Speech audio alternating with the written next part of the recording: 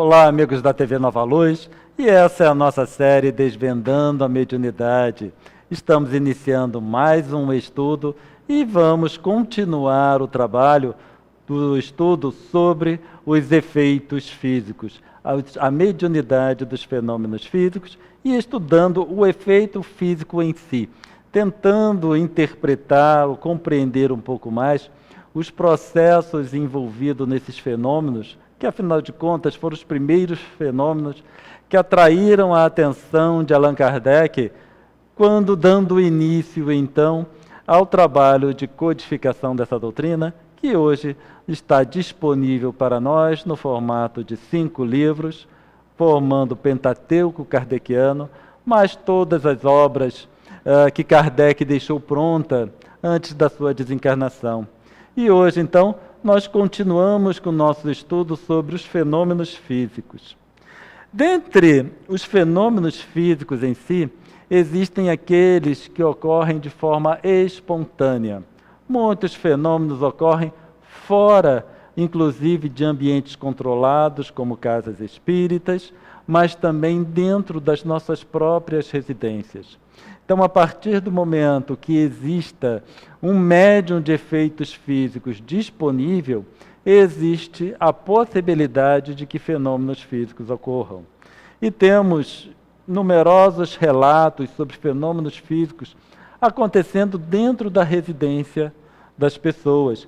E esses são os fenômenos físicos espontâneos, que ocorrem naturalmente, sem uma preparação prévia, nem um médium adequadamente treinado para que o fenômeno ocorra. Então nós temos o seguinte, no livro dos Médiuns, na segunda parte, capítulo 2, Kardec diz o seguinte: dá-se o nome de manifestações físicas as que se traduzem por efeito sensível, tais como ruídos, movimentos e deslocação de corpos sólidos. Umas são espontâneas, isto é, independentes da vontade de quem quer que seja. Outras podem ser provocadas. Então nós temos as espontâneas, como nós falamos, que ocorrem naturalmente, e as outras que são provocadas no sentido de um ambiente controlado, o interesse de uma manifestação física específica. Mas nós vamos abordar agora essa manifestação física espontânea que muitas vezes incomoda por ocorrer fora de hora e também sem o entendimento dos habitantes da residência ou do local em si. E para exemplificar esses fenômenos espontâneos, até onde o grau de complexidade que um fenômeno desses pode chegar, nós vamos trazer um relato que foi apresentado pelo psiquiatra suíço Carl Gustav Jung no seu livro Memórias, Sonhos e Reflexões, onde ele apresenta um relato bastante interessante em que ele mesmo vivenciou. Então, ele construiu uma residência perto de um lago e que ficou conhecido como a Torre. Esse ambiente, esse local era bastante deserto e por isso ficava nas proximidades do lago e era conhecido como a Torre porque era exatamente uma torre, ou pelo menos começou como uma torre única, depois foi construídas outras torres ligadas entre si. Mas no relato do seu livro Memórias, Sonhos e Reflexões, Jung conta que certa tarde ele estava sozinho em casa e estava lendo um livro à beira da fogueira, ou melhor, à beira da lareira, quando ele começou a ouvir uma certa movimentação do lado de fora e depois começou a ouvir sons. E ele relata esses sons como sendo provenientes de uma orquestra, onde ele podia identificar vários instrumentos. E ele começou então a ouvir do lado de fora esses sons, essas melodias. E ele relatou que em determinado momento esse som do lado de fora da sua torre, vamos dizer assim, parava e começava dentro da torre. Ele ouvia os sons dentro da torre. Era como se fosse uma disputa de orquestras. Depois, aquela música dentro da sua residência cessava e começava novamente do lado de fora. Após um determinado momento, cessava e recomeçava no interior da residência. Então, nós percebemos a complexidade que pode chegar uma manifestação de fenômenos físicos, onde nós podemos ouvir sons, mas não sons rudimentares. Nós podemos ouvir melodias, vários instrumentos, formando então uma série de sons melodiosos e que, no final, é até prazeroso de se ouvir.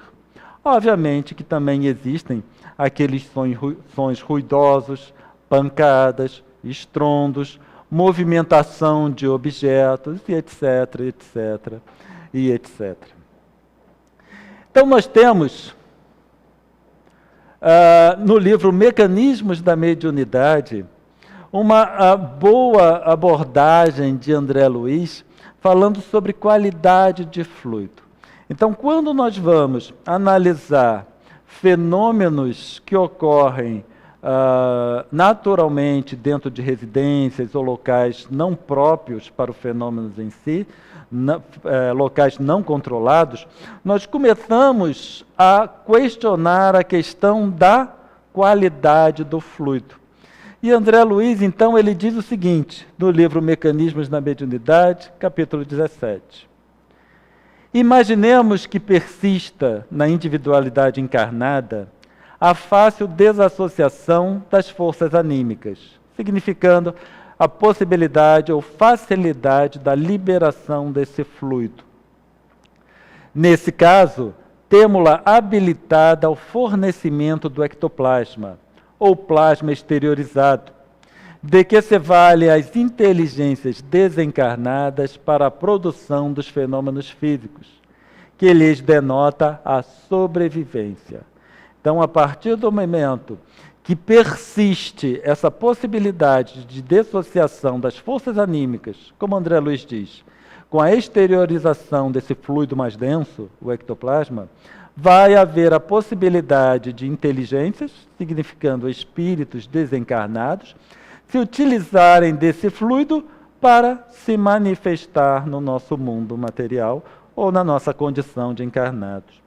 E André Luiz continua, chegar a esse ponto significa, a partir do momento que o médium de efeitos físicos se reconhece como médium doador de fluido, se a criatura ou médium deseja cooperar na obra do esclarecimento humano, recebe do plano espiritual um guarda vigilante.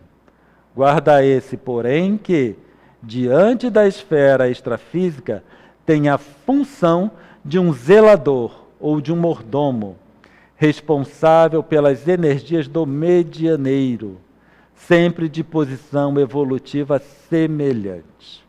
Então, André Luiz, ele vem esclarecer para nós a forma desses fenômenos espontâneos, naturais, que muitas vezes incomoda, cessarem.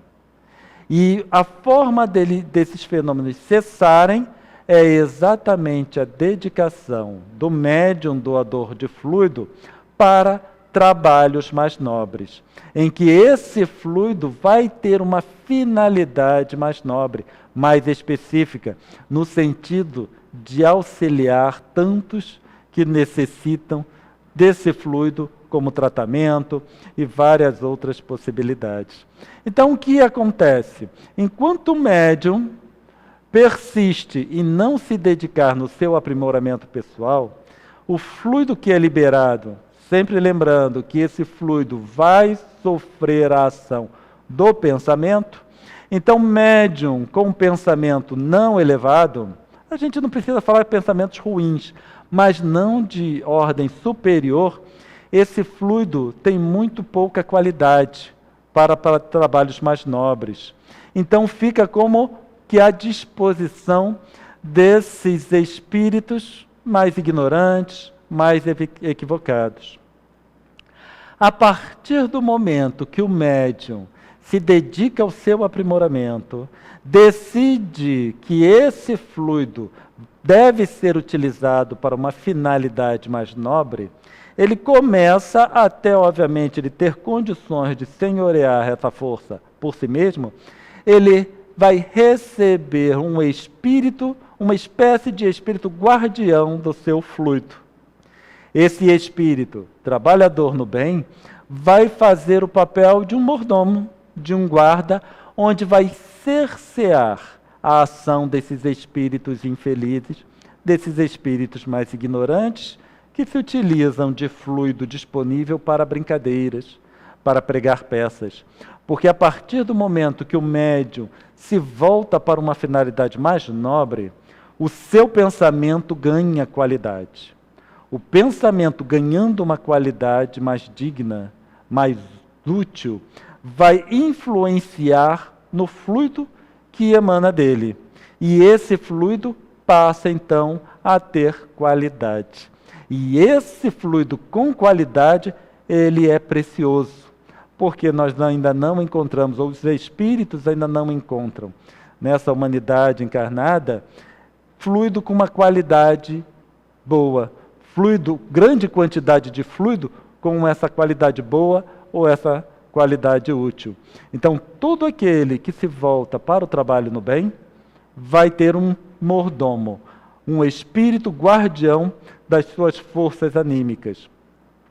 Dito isso, ou a partir desse momento, não vai haver mais fluido disponível para brincadeiras.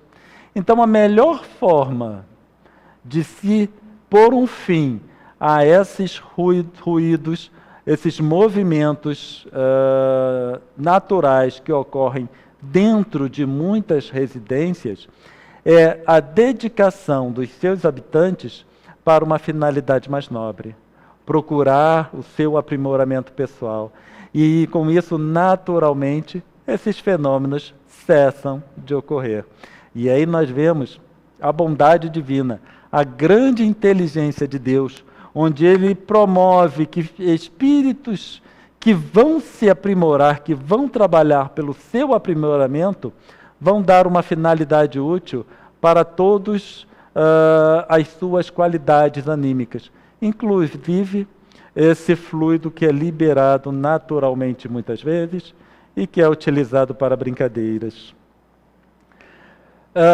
E isso é um processo semelhante com essas manifestações físicas, nós podemos também avaliar nos casos de médiuns analfabetos, onde médiuns analfabetos, em que vai ser utilizado pelos espíritos para uma comunicação, e a gente vai sempre pensar que esses espíritos se utilizam do que há disponível para que eles possam realizar o trabalho, e algumas vezes eles necessitam se utilizar de médiuns que não têm o conhecimento da escrita, da leitura.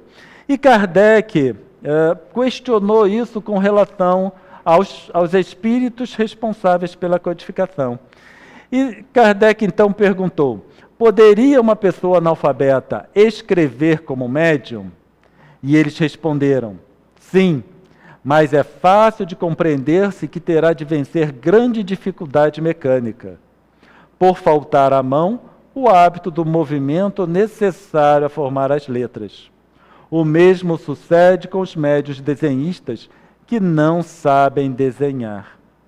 E aí nós vamos ter, nesse caso, processos semelhantes aos da pranchetas, em que nós podemos considerar esses casos como fenômenos de efeitos físicos, em que o médium doador de fluido já está com a sua matéria impregnada de fluido. Então, esses espíritos vão se utilizar da mão do médium que não sabe escrever, como se utilizam das pranchetas. E temos ainda a questão das comunicações elevadas em decorrentes da limitação dos médiuns. Então, muitas vezes, o espírito quer trazer uma comunicação elevada, mas não dispõem de médiuns devidamente categorizados. E quando eles acreditam que a informação é necessária, eles vão utilizar o ferramental que está à disposição. Então, Kardec, no capítulo 19, na 19ª questão, ele pergunta: poderia um médium muito pouco inteligente transmitir comunicações de ordem elevada? E eles respondem: sim, pela mesma razão que um médium pode escrever numa língua que lhe seja desconhecida. A mediunidade propriamente dita independe da inteligência, bem como das qualidades morais.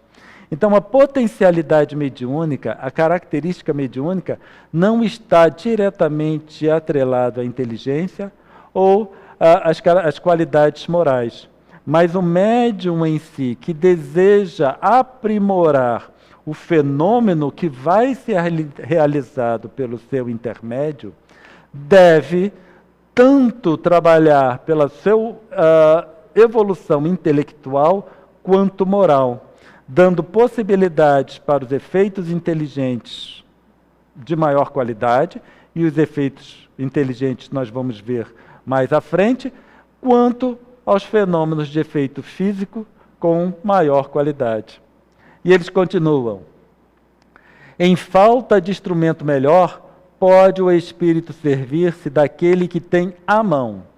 Porém, é natural que, para as comunicações de certa ordem, prefira um médium que lhe ofereça menos obstáculos materiais. Acresce outra consideração: o idiota muitas vezes só é pela imperfeição dos seus órgãos, podendo, entretanto, seu espírito ser mais adiantado do que o julguem. Tens a prova disso em certas evocações de idiotas, mortos ou vivos. Então nós temos que esses espíritos, eles necessitam de material de qualidade para que o fenômeno seja também de uma determinada qualidade. Mas isso não vai impedi-los de realizar o fenômeno quando se fizer necessário. Porém, podemos dizer que será mais estafante, vai demandar mais do espírito comunicante do que se encontrar médiuns preparados, médiuns adequados para a tarefa que se faz surgir. E aí, diante disso, nós podemos agora tentar abordar o que foi visto, mas de uma forma mais prática. Como isso, toda essa teoria, por exemplo, se apresenta de forma prática? Obviamente que nós não vamos realizar aqui fenômenos de efeitos físicos, mas podemos utilizar de relatos. E André Luiz, no livro Nos Domínios da Mediunidade, ele traz muitos relatos. Então, a vantagem, uma grande vantagem, melhor dizendo, com os livros de André Luiz, em que ele traz relatos dos processos. Então, ele nos diz detalhadamente como o processo ocorre. E ele abordou vários desses fenômenos ao longo da sua obra, em que ele traz detalhadamente como o fenômeno ocorre. E ele abordou essa questão dos efeitos físicos, tanto para a materialização de um espírito, no livro Nos Domínios da Mediunidade, e também tem um capítulo que está relacionado com o passe. E aí nós vamos nos perguntar: o passe é um fenômeno físico? O passe vai ser um fenômeno físico a partir do momento que o passe está diretamente relacionado com a manipulação de fluido. Lembrando sempre que por manipulação nós queremos dizer, ou estamos dizendo, que é a ação do pensamento sobre o fluido. Então, na materialização, nesse capítulo, no capítulo 28, André Luiz começa a relatar um fenômeno de materialização que iria ocorrer. Então, pessoas estão reunidas com esse propósito, está à disposição do fenômeno e dos trabalhadores espirituais um médium próprio para esse efeito, e na sala ao lado, a sala onde, na verdade, os espíritos iriam aparecer, ele relata que existem 14 pessoas presentes, sendo que 2 delas são enfermos. Então, a materialização de um espírito voltado para a questão da saúde iria ocorrer. Essa sessão era específica para o tratamento desses 2 enfermos que se encontravam presentes, juntamente com outras 12 pessoas. E nós encontramos o seguinte relato: companheiros nossos, do lado dos desencarnados, prestavam carinhosa assistência ao médium, separado da vestimenta física, como se fora um doente ou uma criança. Então, nesse momento do relato, o médium já havia se desdobrado completamente da sua estrutura física, e os companheiros do plano espiritual cuidavam dele na forma que se cuida de um doente ou uma criança, significando que há cuidados extremos para com o espírito desdobrado. E nós vamos, ao longo do relato, entender o porquê e a necessidade disso. Aulus era o orientador, que estava conduzindo tanto André Luiz quanto seu companheiro Hilário nessa jornada que relata ou que trata o livro Nos Domínios da Mediunidade. E Aulus diz o seguinte: o ectoplasma está em si tão associado ao pensamento do médium, quanto as forças do filho em formação se encontram ligadas à mente maternal. E isso é bastante interessante, e nós gostaríamos de ressaltar que o ectoplasma, ou esse fluido mais denso, está em si tão associado ao pensamento do médium, quanto as forças do filho em formação se encontram ligadas à mente maternal. Então, o que Aulus está querendo dizer é que a ligação entre o médium e o seu fluido, o fluido dele emanado, é tão próximo quanto a mãe com o filho que ainda está em seu ventre.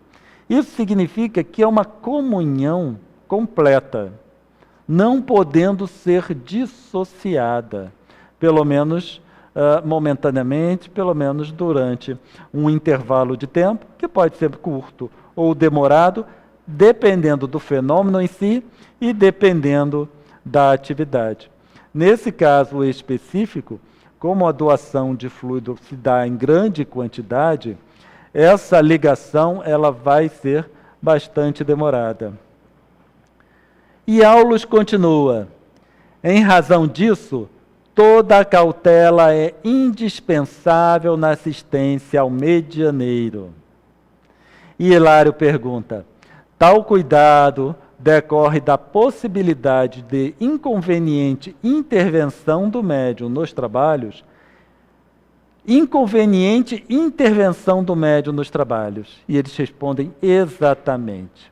Então, o médium, apesar de um médium pronto para essa atividade, que é uma atividade bastante específica, que demanda muito da potencialidade mediúnica, mesmo assim, o médium pode interferir negativamente ao processo mediúnico, ao processo de trabalho, porque a sua mente se mantém ligada ao fluido que é dele exteriorizado. E por isso, obviamente, vai demandar um cuidado bastante intenso com o espírito em si, porque o espírito do médium é que é a fonte da inteligência, e não o corpo desdobrado, com o espírito desdobrado, que se encontra num leito, por exemplo. E Aulus, nesse relato, ele continua dizendo o seguinte: se pudéssemos contar com mais ampla educação do instrumento, de certo menos teríamos a temer de que a própria individualidade do servidor colaboraria junto de nós. evitando-nos preocupações e contratempos prováveis. E aí nós temos a necessidade, de uma forma bastante clara, de aprimoramento do médium. Então, quando nós vemos um relato como esse, de um trabalho tão específico, que demanda tanto da potencialidade mediúnica, eles ainda encontram dificuldades no trabalho em decorrência da capacidade do aprimoramento do médium, o aprimoramento da componente encarnada nesse processo mediúnico. E isso para nos salientar a importância do nosso aprimoramento enquanto médiuns, médiuns ostensivos ou inclusive médiuns de sustentação. Porque ao longo desse relato, André Luiz também demonstra a ação daquelas 14 pessoas que estavam esperando o fenômeno, a ação delas no próprio fenômeno em si. E Aulus continua dizendo o seguinte: a materialização de criaturas e objetos de nosso plano, para ser mais perfeita, exige mais segura desmaterialização do médium e dos companheiros encarnados que o assistem. Então nós vemos por desmaterialização menos interesses materiais, maior condição moral. E quando nós falamos menos interesses materiais, especificamente no trabalho que está sendo desenvolvido. Porque todas as vezes em que nós falamos em trabalhos mediúnicos, nós estamos falando de uma seriedade bastante grande, da necessidade de uma adequação mental bastante grande. Porque como nós vemos, a mente do indivíduo, o pensamento dos presentes, dos envolvidos no fenômeno, interferem no fenômeno em si e no trabalho que está sendo desenvolvido. E Aulus continua: porque, por mais nos consagremos aos trabalhos dessa ordem, estamos subordinados à cooperação dos amigos terrestres. E essa informação de Aulus nos tira uma dúvida muito grande, porque muitas vezes ouvimos dizer que esses companheiros desencarnados, eles são capazes de realizar as atividades sem o concurso dos encarnados. E Aulus deixa claro que eles, em grande parte das atividades, especialmente quando vão atuar em outros encarnados ou em matéria física, eles necessitam da matéria inerente ao encarnado, que é o fluido animalizado, que é esse fluido mais denso, mais compatível com a forma física. Encerramos então aqui esse nosso estudo. Voltaremos na próxima semana para trazer a continuação desse relato de Aulus, porque ele ainda traz muita informação preciosa, muita informação importante para esse nosso entendimento. Então, no próximo estudo, nós vamos continuar com esse relato de André Luiz, destrinchando um pouco mais esse processo. Nós vamos verificar também os processos envolvidos nos passes, esses passes que são tão comuns nas casas espíritas. Gostaríamos de lembrar que essa série é produzida e veiculada pela TV Nova Luz, e os nossos slides estão disponíveis no nosso site pessoal, que é o ccconte.com. E esperamos que vocês tragam dúvidas, comentários, críticas, para que possamos melhorar os nossos estudos. Muita paz a todos e até o próximo nosso estudo.